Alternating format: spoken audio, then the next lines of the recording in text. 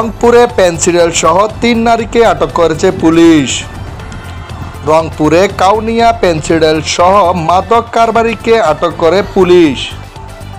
এই সময় মাদক বিক্রেতার কাছে 12,165 টাকা ও একটি মোবাইল ফোন জব্দ করা হয়। বুধবার রাত 12টায় পাঞ্চরডাঙ্গা তিস্রা ব্রিজে দক্ষিণে একটি খাবার হোটেলের সামনে তাদেরকে আটক করা হয়। আটককৃতরা হলেন গাইবান্ধা জেলার পলাশবাড়ী থানার রায়গ্রাম।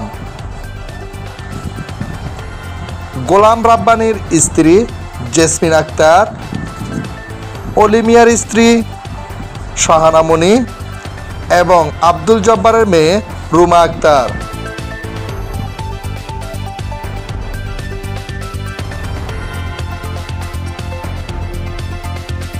ফখরুল আলম সাজু, আনাজ বাংলা টিভি, ঢাকা।